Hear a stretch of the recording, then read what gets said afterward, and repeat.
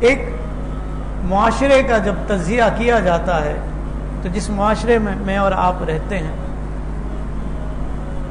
دور کے اعتبار سے کچھ تبدیلیاں آتی ہیں، کچھ چیزیں بہت زیادہ ہائی لائٹ کی جاتی ہیں اور مس کنسیپشنز ہماری عوام کے ذہنوں میں، دماغوں میں ڈالا جاتا ہے۔ تو ایک ورڈ جو ہے اس دور میں زیادہ سننے میں آتا ہے اقلیت،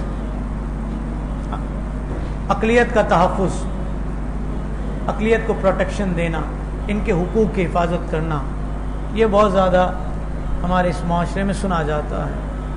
تو آئیے ہم دیکھتے ہیں کہ جن بزرگوں کو ہم سن رہے ہیں اور جن کی خلافتیں مشہور ہیں، انہوں نے اقلیت کے تحفظ کے لیے کیا اقدامات کیے، اور دوسرا یہ ہے کہ عوام پر جو ٹیکس وغیرہ لگایا جاتا ہے اس اعتبار سے عثمان غنی رضی اللہ تعالیٰ عنہ کی اسٹریٹجی کیا تھی کہ اقلیت کا تحفظ کس طرح کیا جائے، اور عوام پر جو ٹیکس لگایا جاتا ہے اس میں عوام کو کیا رعایت دینی چاہیے یا عوام کو بہت زیادہ نچوڑ لینا چاہیے۔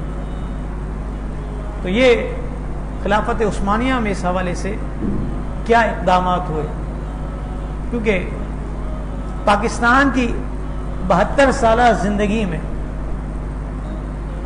جو تاریخ میں نے پاکستان کی پڑھی اور جتنا میں نے جانا، میں نے کہیں پر یہ نہیں دیکھا کہ مسلمانوں نے کسی اقلیت کے حامل افراد پر حملہ کیا ہو، ان کو بلا وجہ مارا ہو، ان کا قتل کیا ہو، خون بہایا ہو، ان کی خواتین کے ساتھ بے حرمتی کی ہو، یا کسی غیر مسلم کو جو مسلمان ملک میں رہتے ہیں، اقلیت میں ہیں، ان کو زد و کوب کیا ہو، ان کو جلایا ہو، ان کے حوالے سے کسی بھی طریقے کا وہ قدم اٹھایا ہو جو نہیں ہونا چاہیے۔ یہ ضرور ہم نے دیکھا ہے جب سے ہوش سنبھالا کہ مسلمانوں کے ساتھ ظلم اور زیادتی، جس طرح برما میں ہوا، کس طرح مسلمانوں کی نسل کشی کی گئی، فلسطین کے حالات، چیچنیا بوسنیا کے حالات، اور ابھی موجودہ دور میں اس وقت جو کشمیر پر ہو رہا ہے اور جس طریقے سے ظلم، زیادتی اور بربریت کا ماحول کشمیر کا بنا ہوا ہے، یہ قابل مذمت ہے۔ عثمان غنی رضی اللہ تعالیٰ عنہ نے کیا خطبہ ارشاد فرمایا؟ عثمان غنی نے اپنے گورنرز کو ایک خط لکھا اور انہیں کچھ چیزوں کی تاکید فرمائی۔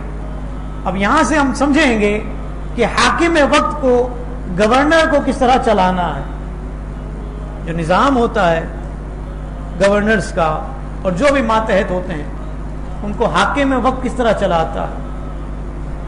اب حاکم وقت اگر عثمان غنی جیسا ہو تو پھر کیا حالات ہوتے ہیں۔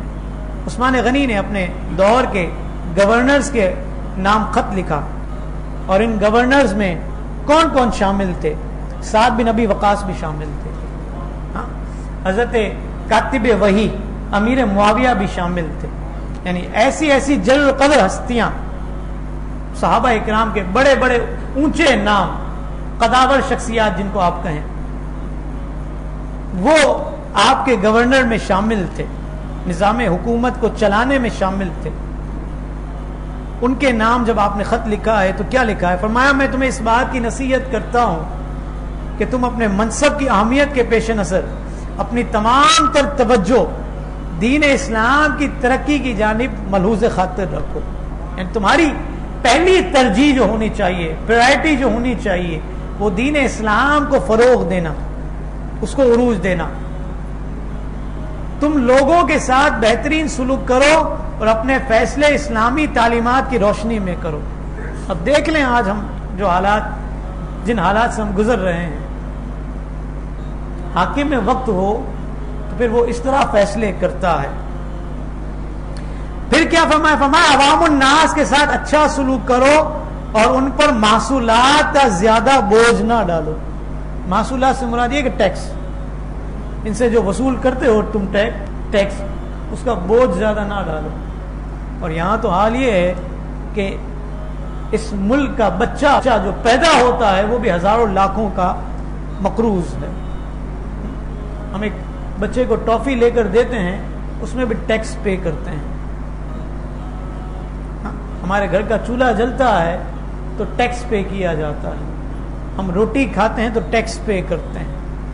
ہم کپڑا پہنتے ہیں تو ٹیکس پے کرتے ہیں. اور یہ عثمان غنی کیا فرماتے ہیں کہ عوام الناس کے ساتھ اچھا سلوک کرو اور ان پر محصولات کا زیادہ بوجھ نہ ڈالو. پھر کیا فرمایا آگے؟ غیر مسلم اقلیتیں ہوتی ہیں نا, اسلامی ملکوں میں رہتی ہیں, جزیہ دیتی ہیں. ذمہ وہ کہ جن کو حاکم وقت اسلام کی دعوت دے, اگر وہ اسلام قبول نہیں کرتا تو پھر جزیہ دے کر, ٹیکس دے کر اس ملک میں رہے, اور ملک کا حاکم ان کی جان مال اور دیگر معاملات کی حفاظت کرے گا. کہتے ہیں ذمیوں کے جو حقوق تم پر واجب ہیں ان کی ادائیگی میں کوتاہی نہ کرو.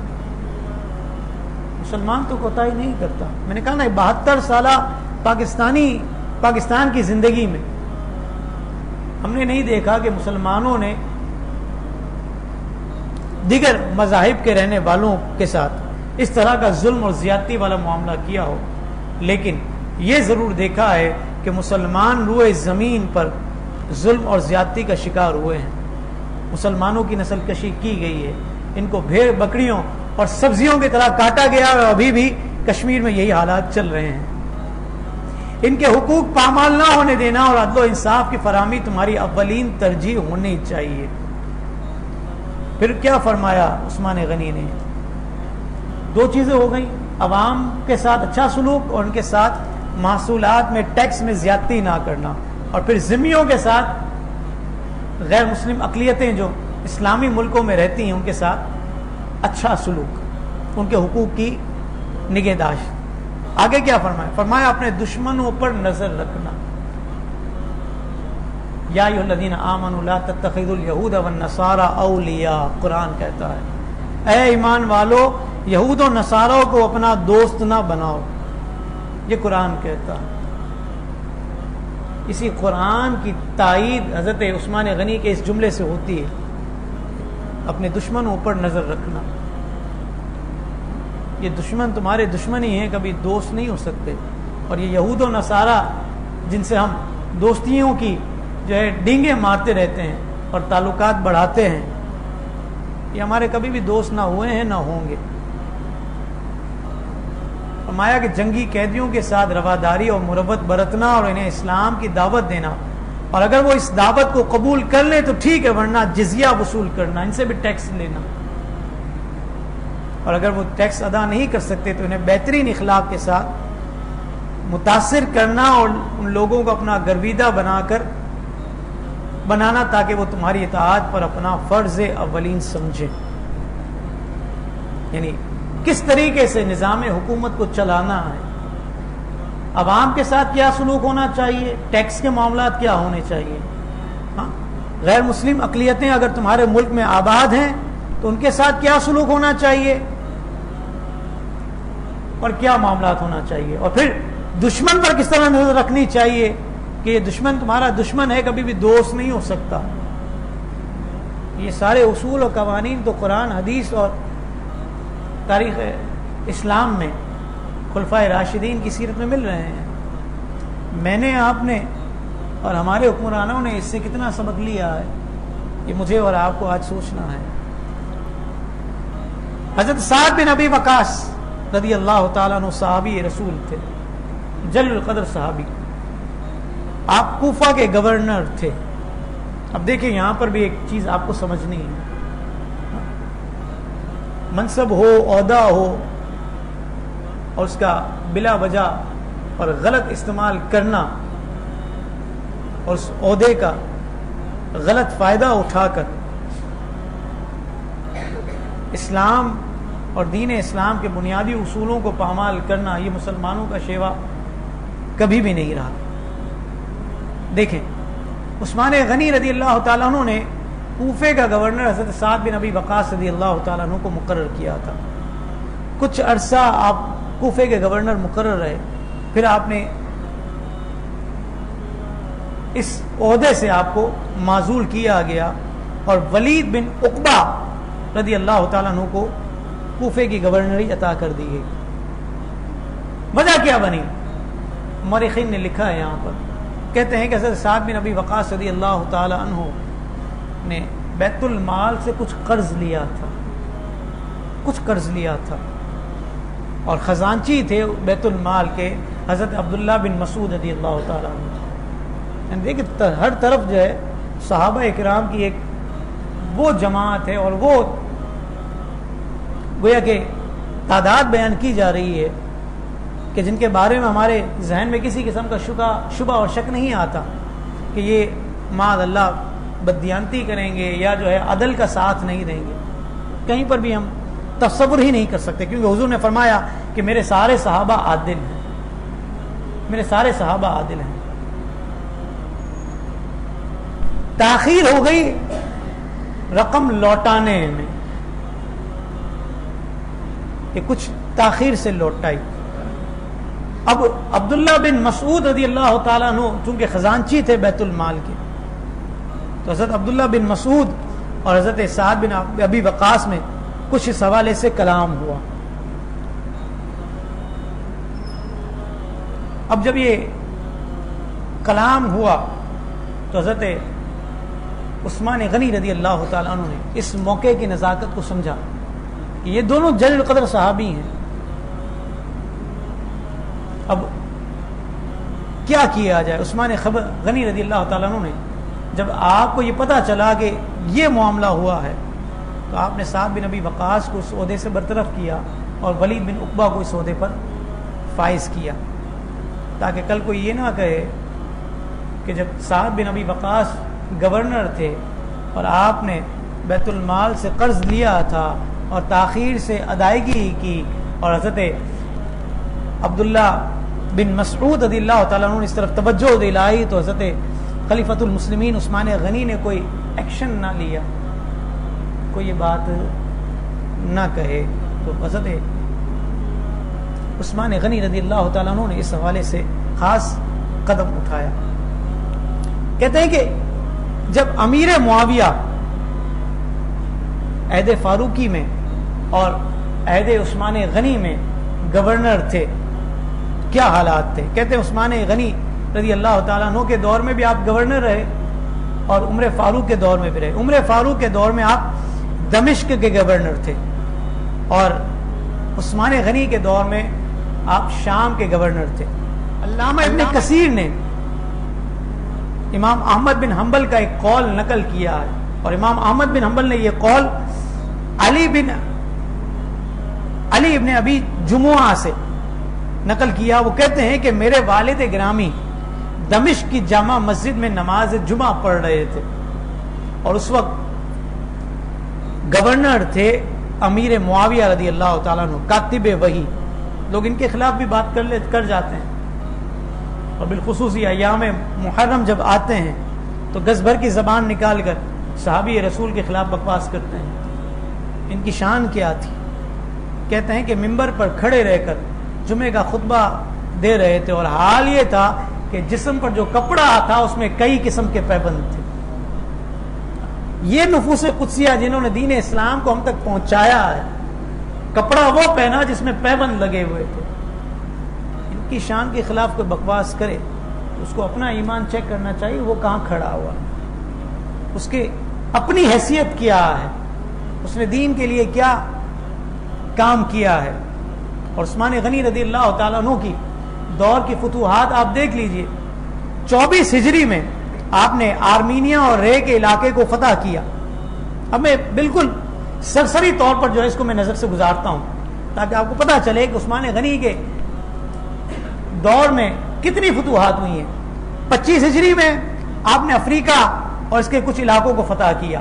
26 ہجری میں پہلا قافلہ آپ کے دور کا سمندری راستے کے ذریعے قبرص کو فتح کرتا ہے اور یہ فتح کرنے والا جو ہے حضرت امیر معاویہ رضی اللہ تعالیٰ عنہ اور آپ کے ساتھی تھے. اس کا بھی ایک ذکر ہے، آگے چل کے میں بیان کرتا ہوں کہ عثمان غنی رضی اللہ تعالیٰ عنہ نے اس کی اجازت کیوں دی اور کیا ان دونوں صحابہ میں افہام و تفہیم ہوئی کہ سمندری راستے کے ذریعے بھی جو ہے ہم علاقوں کو فتح کر سکتے، کیونکہ اس سے پہلے سمندری سفر کے ذریعے فتوحات نہیں ہوئی تھی. عثمان غنی سے پہلے حضرت عمر فاروق کے دور تک یہ فتوحات نہیں ہوئی تھی. عثمان غنی نے اس کی اجازت دی ہے، لیکن بہت زیادہ اہتمام کے ساتھ. عمر فاروق تک کی خلافت کو آپ پڑھیں تو ان کے دور کی خلافت میں جب آپ سے اجازت مانگی گئی تو آپ نے فرمایا نہیں، میں اس میں خطرہ زیادہ دیکھتا ہوں، میں اس کی اجازت نہیں دوں گا. لیکن عثمان غنی نے اس کی اجازت دی اور سن 26 ہجری میں قبرص جو ہے فتح ہوا اور اس کے سربراہ جو تھے وہ امیر معاویہ رضی اللہ تعالیٰ عنہ تھے. 27 ہجری میں افریقہ کے کچھ اور علاقہ اندلس قسطنطنیہ بھی فتح ہوا اور ہسپانیہ جرجان اور دار بجرد نامی علاقے اسلامی سرحد میں داخل ہوئے. 28 ہجری میں بھی کچھ فتوحات ہوئی، 29 ہجری میں بھی کچھ فتوحات ہوئی اور 30 ہجری میں نیشاپور، تبرستان، جور، خراسان، ایران، طرطوس، توس، سرخس اور مرو جیسے علاقے اسلام کی مملکت میں داخل ہو گئے. یعنی وہاں پر اسلام کو ترقی ہوئی اور اسلامی نظام قائم ہوا. 31 ہجری میں عثمان غنی نے شام کے علاقے پر قبضہ کیا اور دیگر خراسان کے کچھ علاقے فتح کیے. 32 ہجری میں عثمان غنی نے فاریاب، جوزجان، تخارستان، بلخ اور ہرات اور پورے خراسان کے جو باقی علاقے موجود تھے وہ 32 ہجری میں عثمان غنی کے دور خلافت میں فتح ہو گئے. 33 ہجری میں افریقہ کے علاقے میں مزید فتوحات ہوئی ہیں اور 34 ہجری میں سواری کے علاقے میں فتوحات ہوئی اور 35 ہجری کا سال عثمان غنی کی شہادت کا سال تھا. اندازہ کیجئے 24 ہجری سے لے کر 34 ہجری تک عثمان غنی رضی اللہ تعالیٰ عنہ نے کئی علاقوں کو فتح کر لیا. تو عثمان غنی رضی اللہ تعالیٰ عنہ کی دور میں فتوحات کا ایک بڑا طویل سلسلہ ہے جس کی ایک اجمالی جھلک آپ نے سماعت کی. پھر عثمان غنی رضی اللہ تعالیٰ عنہ کے دور میں نئی فوجی چھاونیاں بھی بنی. عثمان غنی رضی اللہ تعالیٰ عنہ کے دور میں مسجد حرام کو توسیع کیا گیا، وسعت دی گئی، مزید اس کو ایکسٹینڈ کیا گیا. اسی طرح عثمان غنی کے دور میں مسجد نبوی میں بھی توسیع ہوئی اور 50 گز مزید حصہ لوگوں کے آس پاس کے مکانات کو خرید کر مسجد نبوی کے صحن میں شامل کر کے مسجد نبوی کو مزید توسیعی مراحل سے گزار کر پختہ کیا گیا اور وسیع کیا گیا. اسی طرح عثمان غنی رضی اللہ تعالیٰ عنہ کے دور میں جنت البقیع کے حوالے سے بھی کچھ معاملات ہوئے ہیں، یہ بھی سماعت کیجیے. کہتے ہیں کہ عثمان غنی رضی اللہ تعالیٰ عنہ کے دور سے پہلے جب کریم آقا صلی اللہ علیہ وسلم کا جو ہے وصال ظاہری نہیں ہوا تھا، اب اپنے صحابہ کرام کی جھرمٹ میں موجود تھے. سامنے بقیع شریف کا میدان تھا. حضور علیہ الصلوۃ والسلام نے فرمایا کہ کیا ہی اچھا ہو کہ یہ جو سامنے میدان نظر آ رہا ہے یہ مسلمانوں کی ملکیت میں آ جائے تو میرے چاہنے والے، ماننے والے، میرے صحابہ دور دراز سے میرے پاس آتے ہیں ملنے کے لیے، ان کو گھوڑے اور دیگر سواریاں باندھنے کے لیے کام آئے گا.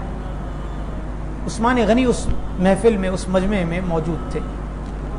نبی کی مجلس کو چھوڑ کر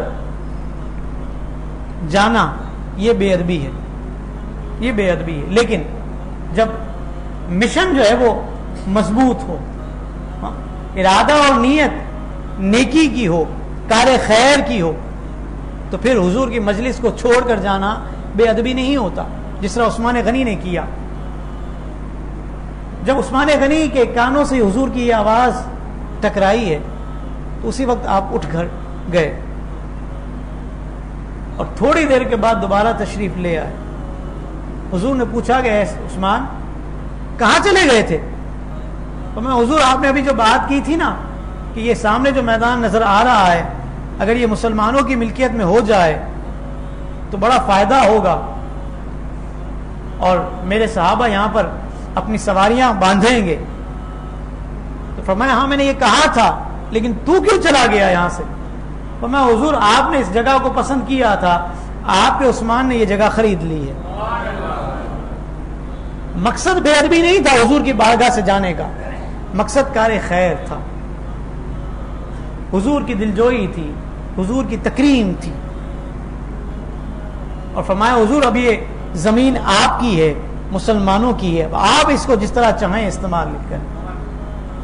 کہتے ہیں حضور علیہ الصلوۃ والسلام نے تو پردہ فرمایا جب یہ قبرستان یعنی یہ جنت البقیع جائے مدفن بنا تو ایک اور بات بھی ہوئی۔ کہتے ہیں عثمان غنی کا دور تھا، عثمان غنی رضی اللہ تعالیٰ عنہ نے جنت البقیع کے ساتھ ایک اور باغ تھا جس کو حش کواکب کہتے ہیں، حش کواکب، آپ نے اس باغ کو خریدا اور اس کو بھی جنت البقیع کے ساتھ شامل کر لیا، کیونکہ لوگ مدینہ منورہ میں رہنا چاہتے تھے شہر نبی کی وجہ سے اور روضہ نبی کی وجہ سے، یہاں سے جانے کے لیے تیار نہیں تھے، اور آئے دن مدینہ منورہ کی جو ہے لوگوں میں یعنی کہ مدینہ منورہ میں آبادی بڑھتی جا رہی تھی، اور جب آبادی بڑھتی ہے تو ان کے لیے جنت البقیع میں جگہ کا اہتمام کرنا یہ مشکل ہو رہا تھا، اس لیے عثمان غنی رضی اللہ تعالیٰ عنہ نے یہ خدمت سر انجام دی اور اس باغ کو بھی جنت البقیع میں شامل کر لیا۔ میں نے کہا نا کہ امیر معاویہ رضی اللہ تعالیٰ عنہ نے سن 26 ہجری میں سب سے پہلا سفر کیا ہے، سمندری سفر، بحری سفر، اور قبرص کو فتح کیا۔ اس سے پہلے سمندری سفر کے ذریعے، بحری سفر کے ذریعے فتوحات نہیں ہوا کرتی تھی، لیکن اس سے پہلے عثمان غنی کو آپ نے خط لکھا، امیر معاویہ نے، چونکہ گورنر تھے آپ نے اجازت چاہی۔ وہ گورنر بھی جو تھا وہ حاکم وقت سے اجازت لیتا تھا، آج کل کے گورنروں کی طرح نہیں تھا کہ جو منہ میں آیا بکواس کر دی، جو منہ میں آیا بکواس کر دی، ایک چینل پر ایک بات کہی، دوسرے چینل پر دوسری بات کی، تیسرے چینل پر تیسری بات کی۔ یہ نہیں تھے گورنر مسلمانوں کے، بڑا سوچ سمجھ کر بات کرتے تھے، بڑی حکمت عملی ہوا کرتی تھی، بڑا نبے تلے جملے ہوا کرتے تھے، اور نبے تلے جملوں کے ذریعے یہ خطاب کیا کرتے تھے اور کام کیا کرتے تھے۔ جبھی مسلمانوں میں ابتری کی فضا قائم نہیں ہوتی تھی، بلکہ مسلمان وہاں پر سکون اور اطمینان کا سانس لیا کرتے تھے، اور اسلام کو بھی ترقی ہوتی تھی اور مسلمان بھی فروغ پایا کرتے تھے۔ خیر،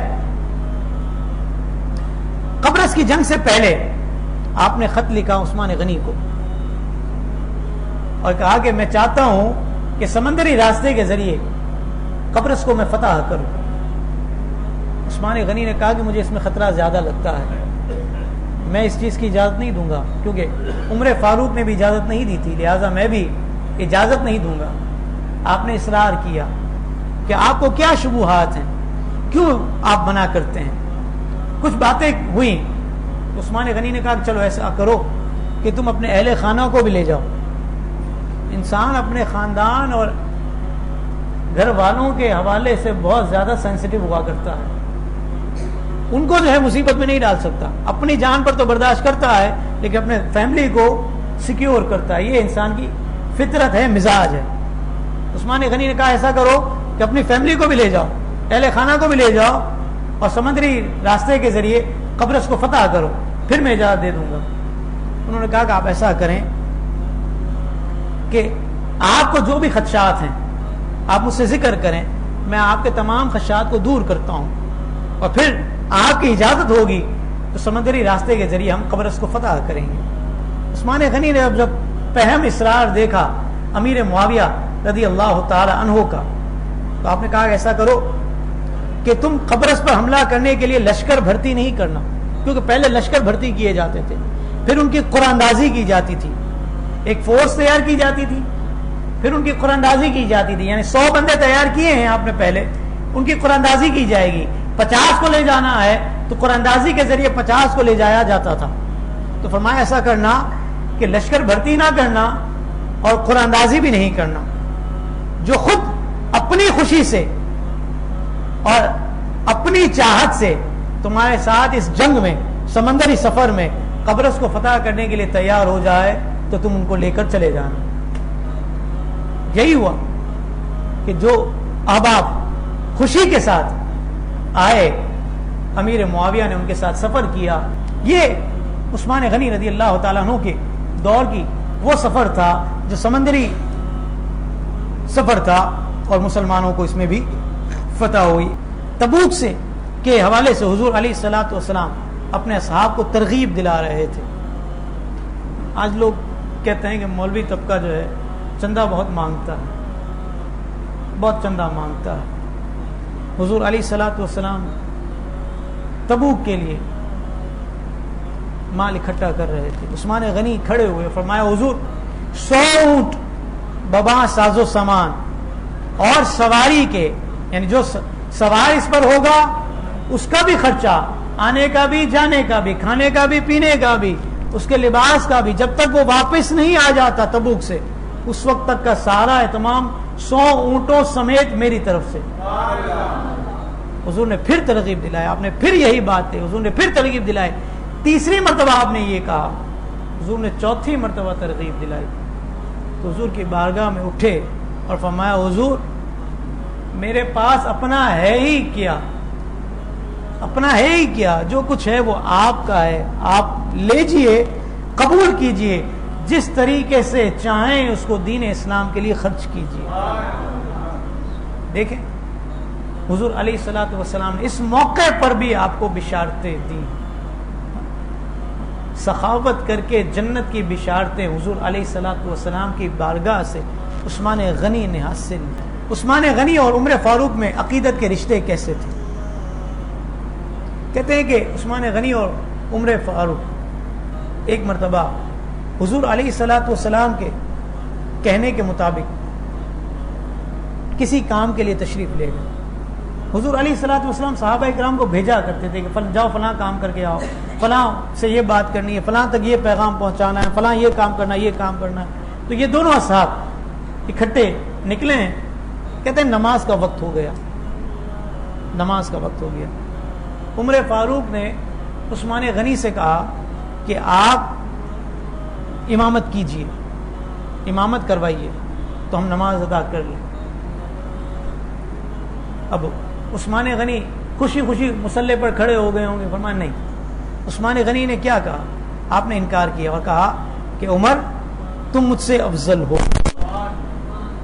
اس لیے امامت کے فرائض تم سر انجام دو گے. یعنی خود پر عمر فاروق کو ترجیح دی. ہاں محبت تھی تو ترجیح دی نا, جس سے ہمارا جھگڑا ہو اس کو ہم آگے بڑھاتے ہیں, اس کی تعریف کرتے ہیں, اس کو کہتے ہیں تم اچھے ہو. نہیں, عمر فاروق نے جواب کیا دیا, فرمایا میں نے حضور علیہ الصلوۃ والسلام سے سنا ہے کہ عثمان بہت اچھا انسان ہے اور وہ میرا داماد ہے, اللہ نے میرے نور کو اس کے ساتھ جمع کر دیا. دونوں طرف سے یہی معاملہ ہوا.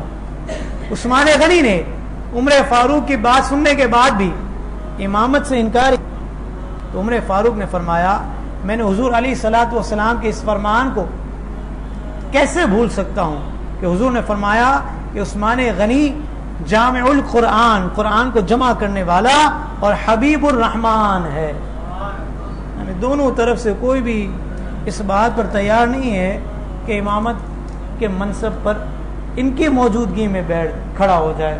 عثمان غنی چاہتے ہیں کہ عمر فاروق کی موجودگی میں امامت نہ کروں, اور عمر فاروق چاہتے ہیں کہ ان کی موجودگی میں امامت نہ کروں.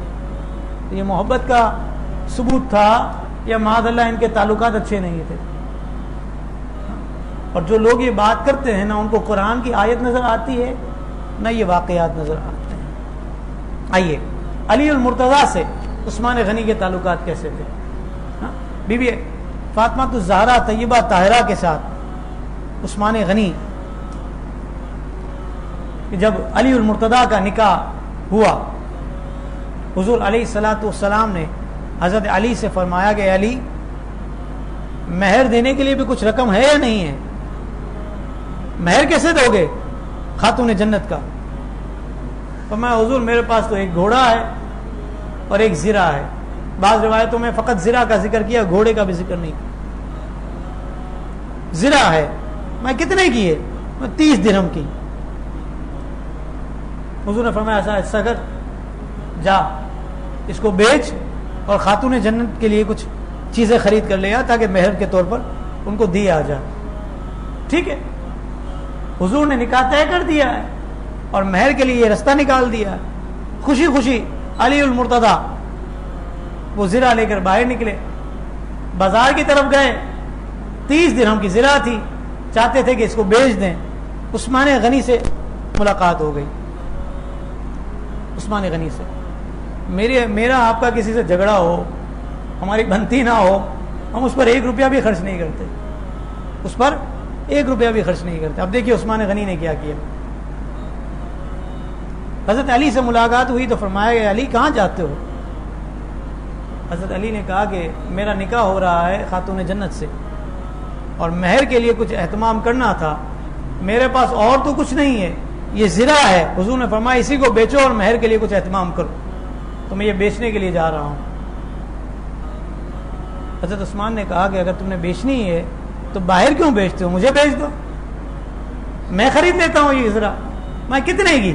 تو میں 30 درہم کی ہے یہ. آپ نے اپنے جیب خالی کیے. بعض روایتوں میں ہے کہ آپ کے ساتھ آپ کا خادم بھی تھا, کہا کہ تم بھی اپنی جیب خالی کرو. دونوں نے اپنی جیب خالی کی. 400 درہم یا 4000 درہم آپ کے پاس سے نکلے, سارے کے سارے علی المرتضیٰ کے ہاتھ میں رکھ دیے. فرمایا یہ رکھو اور اس کو قبول کرو, یہ زرہ مجھے دے دو. زرہ کتنے کی تھی؟ 30 درہم کی. دیے کتنے؟ 400 یا 4000. جھگڑا تھا آپس میں. میں نے کہا کہ ہمارا کسی سے ہو تو ہم 1 روپیہ خرچ نہ کریں, لیکن یہ لوگ آپس میں محبت کرنے والے لوگ تھے. حضور علیہ الصلوۃ والسلام کی حقیقی تربیت ان لوگوں نے حاصل کی تھی. حضور پر وحی کے نزول کو دیکھا تھا, براہ راست حضور سے علم لیا تھا, قرآن کی آیتیں ان کے سامنے نازل ہوئی تھی, پھر اخلاق بھی ان کے عمدہ تھے. چھوٹی چھوٹی باتوں پر یہ جھگڑتے نہیں تھے. اچھا اب یہ سودا تو ہو گیا, رقم دے دی, یہاں پر زرہ قبضہ کر لی عثمان غنی نے. اب آپ سمجھتے ہوں گے کہ یہیں تک بات پوری ہوگی, نہیں, آگے بھی ہے. عثمان غنی نے کہا کہ اب علی بات یہ ہے کہ اس زرہ کے لیے تمہارا سینہ زیادہ اچھا ہے, میں یہ چاہتا ہوں کہ یہ زرہ تمہارے پاس رہے. اب اس کی صورت یہ ہے کہ تم نکاح کے تحفے کے طور پر یہ زرہ مجھ سے لے لو, یہ تمہارے لیے تحفہ ہے. درہم بھی دیے, زرہ بھی واپس کی, اور حضرت علی رضی اللہ تعالیٰ عنہ خوشی خوشی وہاں سے رخصت ہوئے. رحماء بینہم, آپس میں رحم کرنے والے, محبت کرنے والے. اب آئیے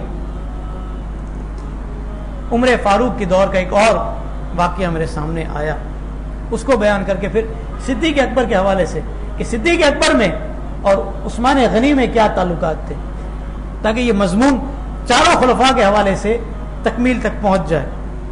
کہتے ہیں عثمان غنی کے تعلقات عمر فاروق سے. فاروق اعظم کے دور خلافت میں ایک وقت ایسا آیا کہ قحط پڑ گیا مدینہ منورہ میں, بڑے مشکل کے ایام تھے, اور اتفاق ایسا ہوا کہ چونکہ عثمان غنی بڑے مالدار تھے, بڑا کام تھا آپ کا, تو غلے کے کئی اونٹ عثمان غنی کے پاس آئے, اور بعض روایتوں میں ہے کہ 100 اونٹ غلے کے عثمان غنی کے پاس آئے.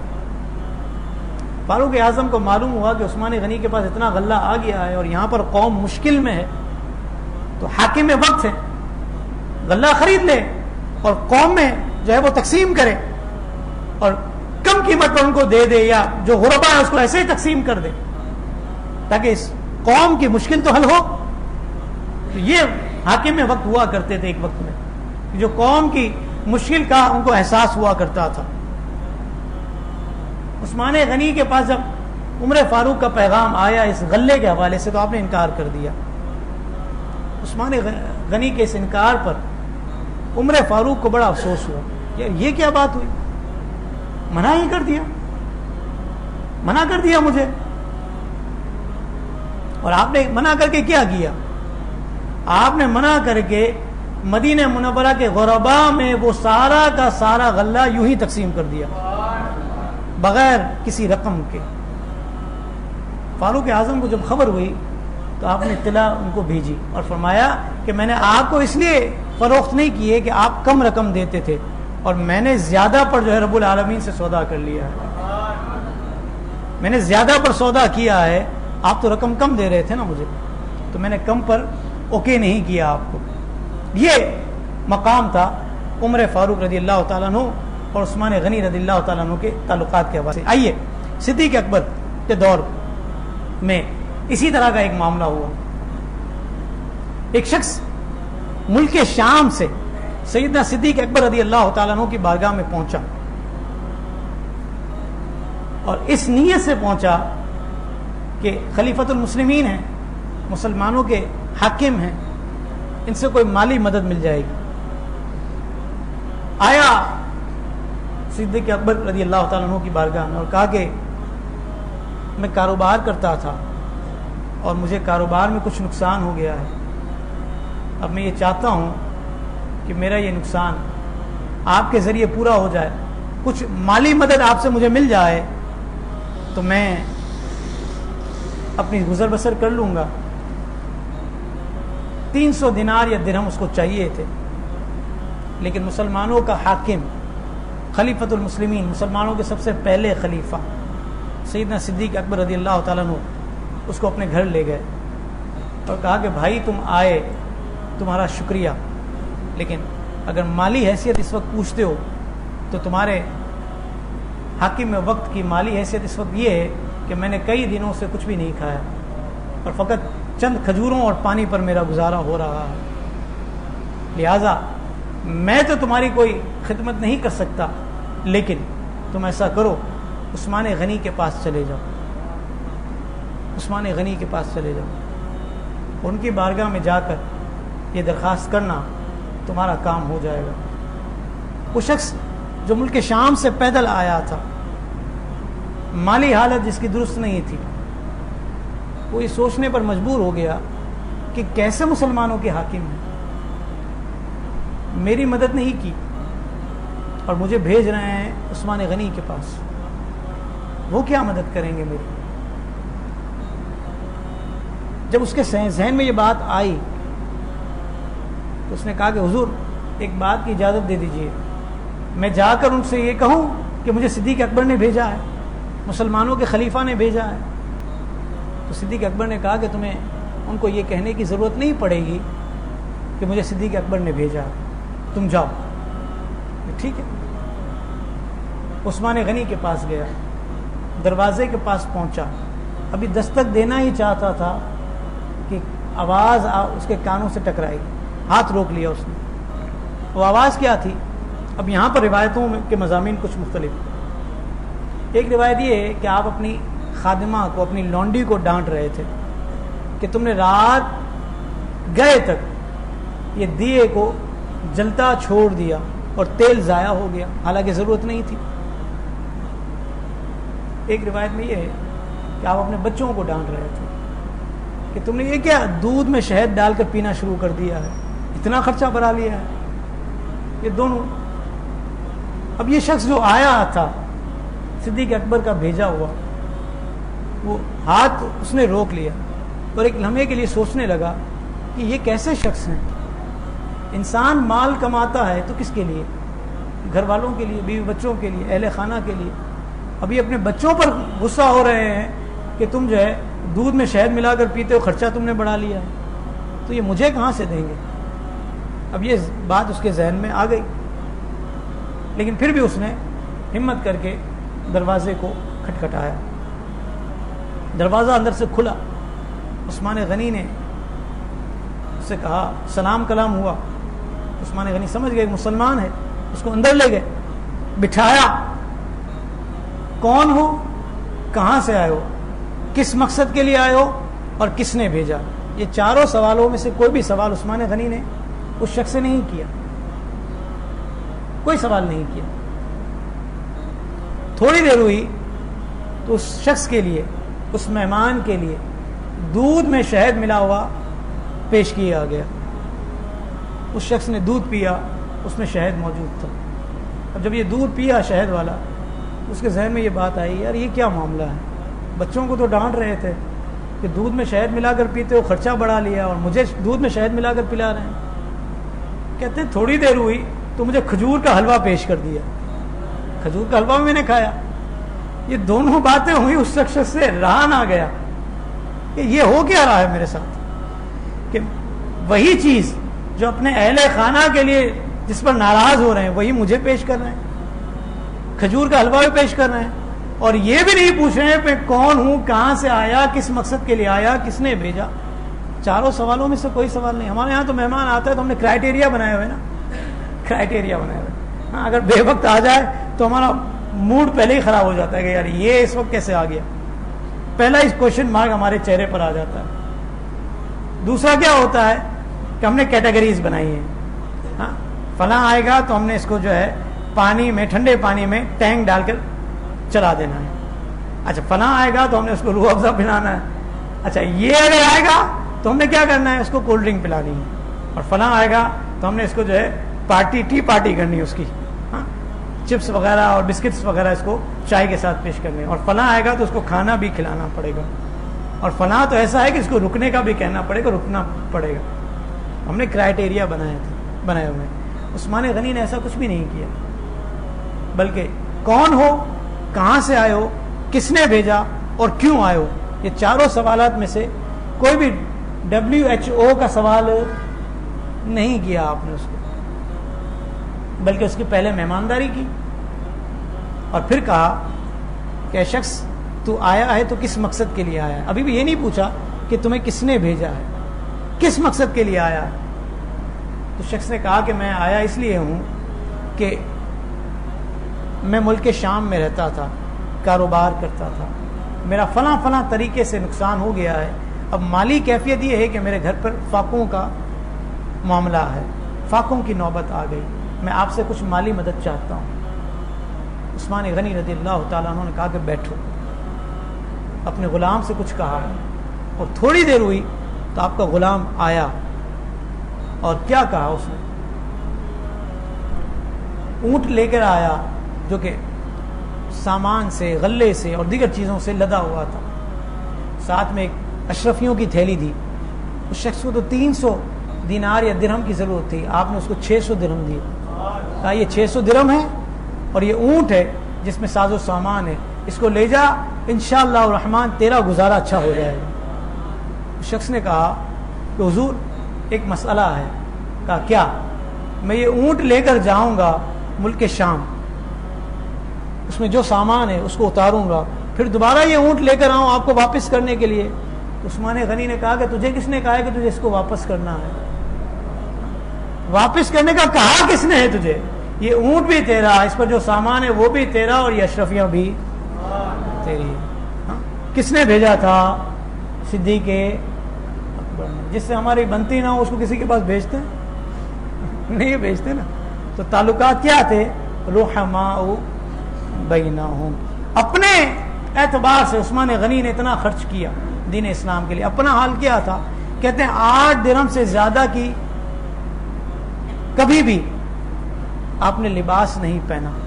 اور شرم و حیا کے حوالے سے آپ کے حضور کے فرمان آپ کے حوالے سے مشہور ہیں. حضور نے فرمایا کہ میں عثمان سے حیا کرتا ہوں کیونکہ فرشتے بھی اس سے حیا کرتے ہیں. میری امت میں عثمان سے بڑھ کر کوئی حیا کرنے والا نہیں ہے.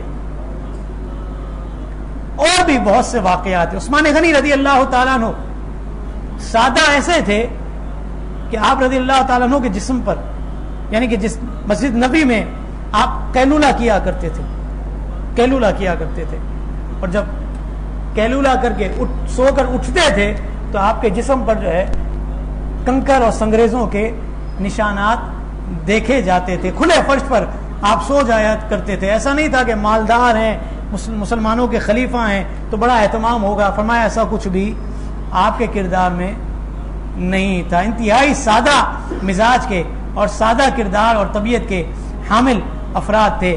آپ پر کچھ الزامات لگے جس کے وجہ سے آپ کو شہید کر دیا گیا اور بڑی بے دردی کے ساتھ آپ کو شہید کیا گیا. آپ کے مکان کا احاطہ کر لیا گیا، محاصرہ کر لیا گیا. اس وقت آپ کے پاس 700 صحابہ اکرام تھے. 700 सहाबा इकराम, बीबी उम्मे हबीबा रदी अल्लाह ताला अन्हा भी चादर में लिपट कर तशरीफ लाए उस्मान गनी की बारगाह में और फरमाया कि अगर आप कहते हैं तो कुछ एहतमाम किया जाए और इन लोगों से आपको जो है निजात दिलाई जाए। लेकिन उस्मान गनी रदी अल्लाह ताला अन्हु ने किसी को भी इजाजत नहीं दी और फरमाया कि मैं नहीं चाहता कि मेरी वजह से उम्मत में जो इख्तिलाफ हो और खून रेजी हो जाए। अगर ये लोग मेरे ही खून के प्यासे हैं तो अगर तकदीर में यही लिखा है तो मैं जो है अल्लाह की रजा पर राजी हूँ, अल्लाह की रजा पर राजी हूँ। उस्मान गनी रदी अल्लाह ताला अन्हु ने अपनी वफात से पहले फरमाया था, क्योंकि मैंने आपको कहा कि जन्नतुल बकी से मशरकी सिमत एक बाग था हश कवाकिब के नाम से, वो आपने खरीदा था। उस बाग के हवाले से आपने फरमाया कि इस मकाम पर अल्लाह रब्बुल आलमीन का एक बंदा मर्द साले यहाँ पर दफन किया जाएगा। और मौरिखीन ने लिखा कि जिस मकाम पर उस्मान गनी को दफन किया गया ये वही मकाम था। ये आपकी करामत थी कि आपने अपने वफात से पहले उस मकाम की निशानदेही कर दी थी। और हुजूर अलैहिस्सलातु वस्सलाम को की जियारत आपको आपके शहादत से पहले हुई।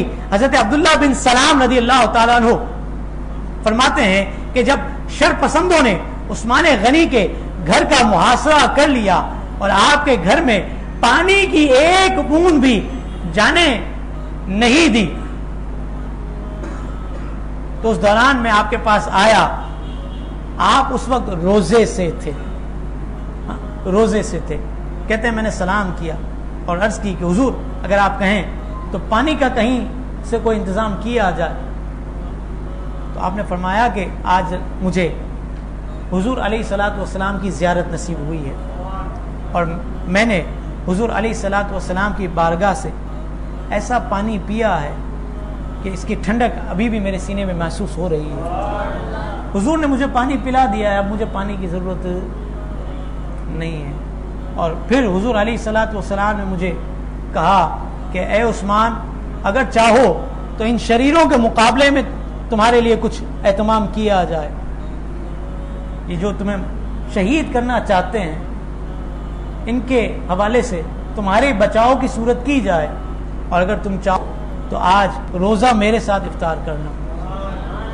खबर तो पहले ही मिल गई थी, खबर तो पहले ही मिल गई थी कि आखिरी वक्त है और इफ्तार से पहले पहले हुजूर की बारगाह में पेश होना है। उस्मान गनी फरमाते हैं कि मैंने कहा कि हुजूर ये एहतमाम ना कीजिए कि इन लोगों को मुझसे टालिए, बल्कि मैं ये चाहूँगा कि रोज़ा आपके साथ इफ्तार करूँ। चुनाचे इफ्तार से पहले पहले हज़रत उस्मान गनी रज़ी अल्लाह ताला अन्हु को शहीद किया गया। जिस वक्त आपको शहीद किया गया आप नमाज से फारिग हुए थे, कुरान मजीद फुरकान हमीद की तिलावत कर रहे थे।